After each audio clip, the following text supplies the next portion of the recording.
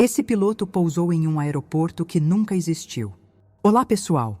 Em meados de julho do ano de 1971, o céu do meio-oeste norte-americano serviu de cenário para um dos relatos mais intrigantes da história da aviação civil.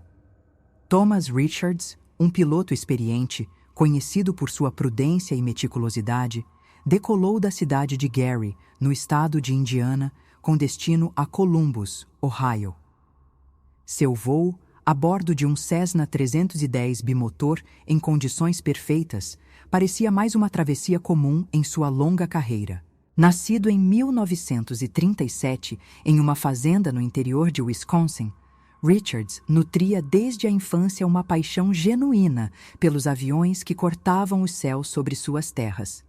Quando alcançou a idade de 22 anos, realizou seu sonho ao conquistar a licença de piloto e, com o tempo, acumulou mais de 3.000 horas de voo, incluindo o serviço prestado na Força Aérea dos Estados Unidos. Naquela tarde, o clima estava estável, o céu apenas parcialmente nublado, e nenhum sinal de instabilidade meteorológica sugeria que algo incomum pudesse ocorrer.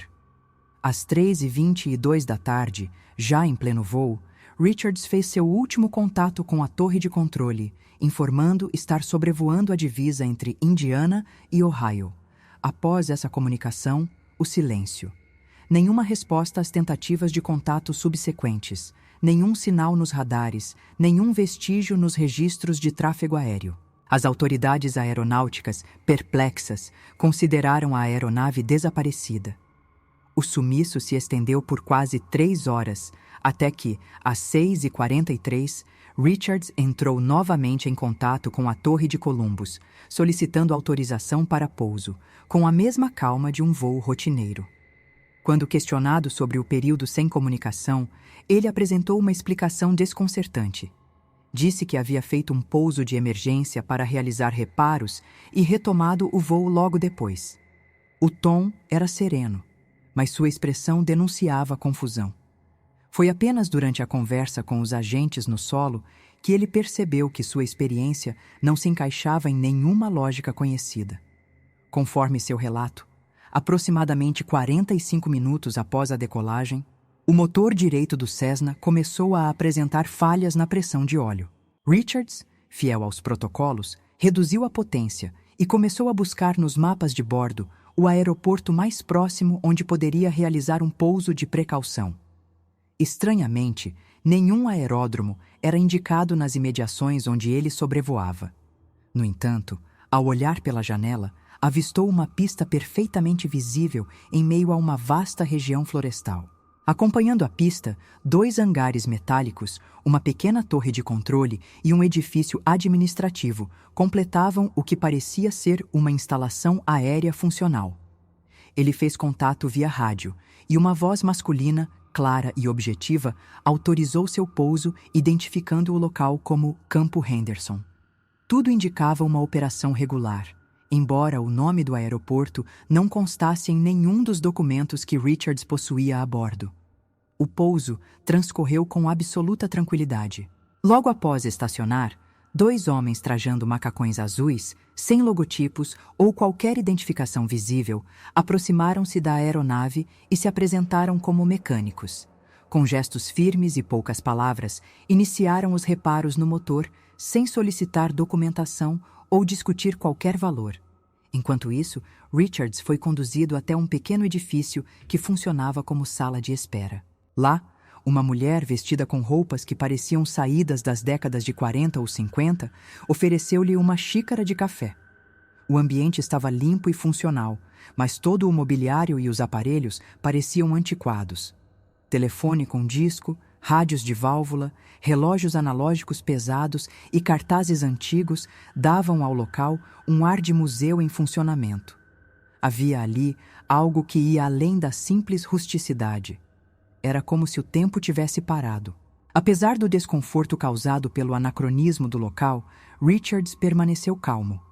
Observava tudo com a atenção de quem sabe reconhecer os mínimos detalhes em uma situação fora do comum. As instalações, embora antiquadas, estavam em perfeito estado de conservação. As pessoas, gentis e prestativas, agiam com naturalidade, como se aquele tipo de socorro fosse uma prática diária. O piloto, entretanto, começou a perceber que não havia qualquer tipo de identificação formal, nenhum crachá, nenhuma placa, nenhum aviso legal. E, estranhamente, nenhum barulho de outras aeronaves ou operações paralelas. Parecia um aeroporto ativo, mas absolutamente isolado. Depois de pouco mais de 1 hora, os mecânicos anunciaram que o concerto havia sido concluído. Richards insistiu em deixar seus dados para pagamento ou contato posterior. Um deles respondeu com um sorriso contido. Não será necessário. Estamos aqui para ajudar viajantes em apuros. O piloto agradeceu, entrou novamente em sua aeronave e iniciou a decolagem às 5h45 da tarde. Enquanto ganhava altitude, lançou um último olhar para trás e sentiu um calafrio percorrer sua espinha. O aeroporto, que segundos antes era completamente visível, começou a desaparecer em meio à vegetação. Em poucos instantes, tudo o que restava era a floresta. O voo até Columbus transcorreu sem intercorrências. Richards pousou normalmente, foi recepcionado pelas autoridades locais e, a princípio, tratou o ocorrido como um contratempo técnico resolvido. No entanto, ao relatar os detalhes do pouso e do local onde havia estado, chamou a atenção de agentes da aviação civil, que rapidamente perceberam a gravidade e o ineditismo do que estava sendo dito. Nenhum aeroporto chamado Campo Henderson constava nos registros da FAA, a agência federal responsável pela administração do espaço aéreo. Nenhuma torre havia feito contato com o Cessna de Richards após sua última transmissão. O intervalo de quase 3 horas em que esteve fora do mapa levantou suspeitas e iniciou-se então uma investigação formal. No dia seguinte, técnicos inspecionaram a aeronave. A falha na linha de óleo do motor direito foi confirmada e, surpreendentemente, a peça substituída durante o pouso constava como uma versão original da fabricante Cessna, produzida no ano de 1956. Era um modelo que já não estava mais em circulação desde o final da década de 60. Para Richards, essa descoberta foi o primeiro indício concreto de que algo fora do comum realmente havia acontecido.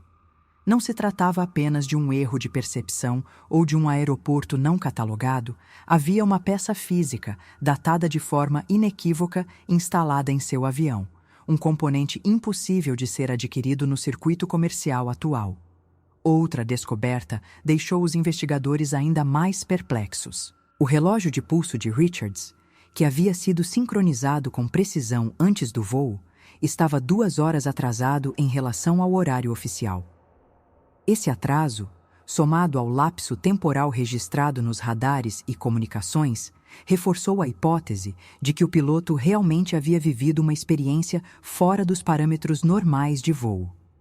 No entanto, as evidências ainda não eram suficientes para sustentar qualquer conclusão definitiva. 3 dias depois do ocorrido, movido pela curiosidade e pelo desejo de esclarecer os fatos, Richards decidiu retornar à região. Levou consigo 2 colegas pilotos e um jornalista do Chicago Tribune interessado em documentar a história. Guiando-se por coordenadas aproximadas e pela memória visual do local, Richards sobrevoou novamente a área onde acreditava ter pousado. Mas, ao contrário do que esperava, encontrou apenas uma densa floresta sem qualquer sinal de pista, construções ou movimentação. Nenhum vestígio do Campo Henderson. Nenhuma clareira, nenhuma estrutura metálica, nenhum caminho de acesso. Tudo o que avistaram foi uma vegetação fechada e contínua. A decepção foi silenciosa, mas intensa. No pouso seguinte, conversaram com moradores das redondezas. Todos foram unânimes. Nunca houve aeroporto algum na região. Nenhum deles lembrava de obras, nem de movimentação aérea fora do comum. Apenas um senhor de idade avançada mencionou uma história antiga. Nos anos 50, teria havido um projeto para a construção de um aeródromo local, mas o plano foi abandonado ainda na fase inicial. Segundo ele, o responsável chamava-se Henry Henderson. A revelação do nome Henry Henderson acendeu um novo fio de investigação. Documentos municipais da época, encontrados em arquivos da cidade de Dayton, confirmaram que um empresário chamado Henry realmente tentou fundar um aeroporto regional em 1953. O projeto visava atender à crescente demanda agrícola e logística da região, mas enfrentou inúmeros obstáculos financeiros e burocráticos, sendo oficialmente cancelado em 1956. Curiosamente, esse foi o mesmo ano de fabricação da peça que Richards encontrou instalada em seu motor. Os registros incluíam croquis, plantas arquitetônicas e até estimativas de operação. Embora o aeroporto jamais tenha saído do papel, os desenhos mostravam uma disposição estrutural idêntica à que Richards descreveu. Pista, hangares, torre e prédio administrativo dispostos exatamente como ele testemunhou. A história ganhou força e, pouco tempo depois, chegou às páginas do Chicago Tribune. A repercussão foi imediata. Leitores de todo o estado começaram a enviar cartas e relatos parecidos. Um dos casos mais marcantes veio de um casal que, em 1969, atravessava a mesma região de carro quando perceberam que o velocímetro havia congelado. Ao olharem para fora, notaram que a estrada parecia ter sido substituída por um trecho antigo, com postes de madeira e placas desbotadas. 20 minutos depois, tudo voltou ao normal. Quando voltaram ao local dias depois, nada do que haviam visto estava lá. O relato de Richards parecia ecoar experiências que, até então, haviam sido descartadas como confusões ou falhas de memória. Uma das histórias mais enigmáticas envolveu um caminhoneiro que, em 1962, parou para abastecer em um posto de gasolina que ele jurava não ter existido mais após aquela noite. Segundo ele, o posto tinha um visual típico dos anos 40. Os funcionários usavam uniformes antigos e a bomba de combustível tinha um mostrador analógico de metal. Quando voltou dias depois para mostrar aos colegas, só havia um terreno baldio cercado por mato. Esses episódios começaram a formar um padrão. Todos envolviam áreas próximas ao local do desaparecimento de Richards e apresentavam elementos temporais deslocados, como se por alguns instantes trechos daquela região mergulhassem em outra época. O fenômeno passou a intrigar cientistas. Em 1974, a doutora Evelyn Simons, física teórica da Universidade de Michigan, se debruçou sobre o caso.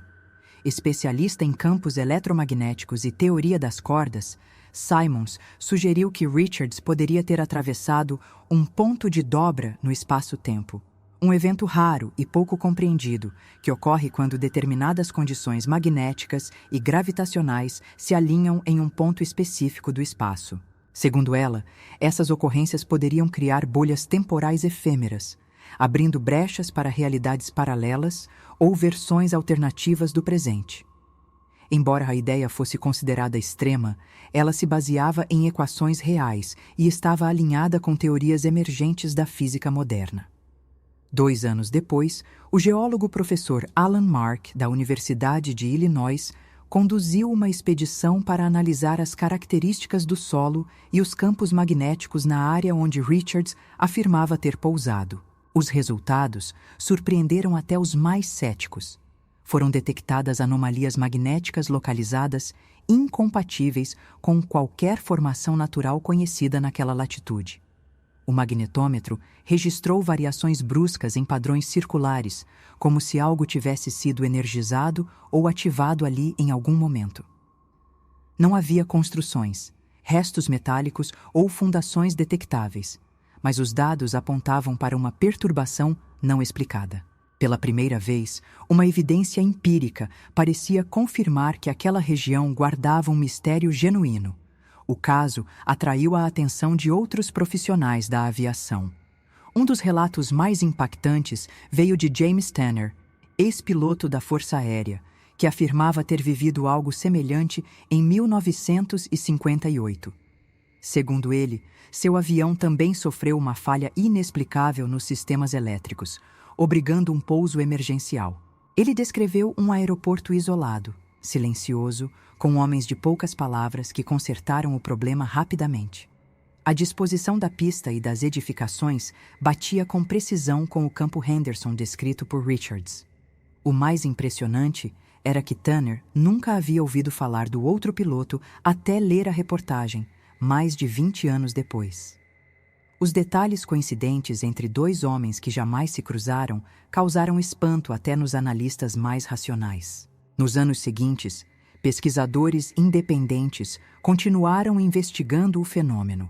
Em 1982, uma descoberta inesperada trouxe nova luz ao mistério. Durante a limpeza de um antigo depósito municipal, foram encontrados os planos originais do aeroporto Henderson, datados de 1953, assinados por Robert Henderson, filho do idealizador original.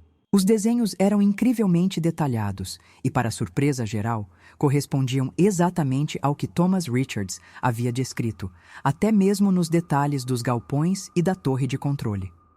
Confrontado com os documentos, Robert Henderson afirmou nunca ter visto aqueles planos em sua vida. Seu nome estava nos papéis, mas ele insistia que jamais havia se envolvido com aquele projeto. Essa confissão aumentou ainda mais a sensação de que as fronteiras entre realidade e ilusão estavam se esgarçando. Nos anos 90, o interesse pelo caso ressurgiu com a publicação de livros sobre fenômenos inexplicáveis. Richards, já aposentado, deu sua última entrevista em 1999. Sentado em uma poltrona surrada em sua casa no interior de Wisconsin, reafirmou cada ponto de sua experiência, com a serenidade de quem sabe o que viveu. Não sei se era outra dimensão, uma realidade paralela ou algum tipo de bolha no tempo. Só sei que pousei lá. Conversei com aquelas pessoas. Vi aquele aeroporto. Ele existia. Era tão real quanto este sofá onde estou sentado. Sua convicção impressionava mesmo os mais céticos. Durante a entrevista, ele apresentou a única fotografia que tirou durante o voo, já próximo ao pouso. A imagem mostrava uma névoa densa sobre a floresta, sem sinais visíveis de pista ou estruturas. Décadas se passaram, mas nenhuma explicação conseguiu cobrir todos os aspectos do caso. Os estudiosos se dividiram entre hipóteses de falhas cognitivas, estados alterados de consciência induzidos por estresse, alucinações breves e até interferências eletromagnéticas que poderiam ter alterado a percepção do piloto. No entanto, nenhuma dessas teorias explicava a peça de 1956 instalada no motor. Nenhuma explicava o atraso do relógio, os relatos coincidentes de terceiros, os dados magnéticos anômalos ou os planos encontrados com assinatura desconhecida. O caso de Thomas Richards, mesmo passados mais de 50 anos, permanece como um dos maiores mistérios da aviação moderna. E se for verdadeiro, mesmo que apenas parcialmente, ele desafia tudo o que acreditamos saber sobre o tempo, o espaço e os limites da realidade. Talvez o campo Henderson tenha realmente existido, em outro tempo, em outra linha da história, ou em uma camada da realidade que por um breve instante se entrelaçou com a nossa. Talvez existam pontos em nosso mundo onde o passado nunca passou, onde o que nunca aconteceu, de alguma forma, ainda pode ser visitado. O céu, afinal, guarda mais do que apenas nuvens e estrelas. Ele pode esconder portais, histórias esquecidas e lugares que não deveriam mais existir, mas por alguma razão continuam à espera de quem se atreve a cruzar os limites do que é possível.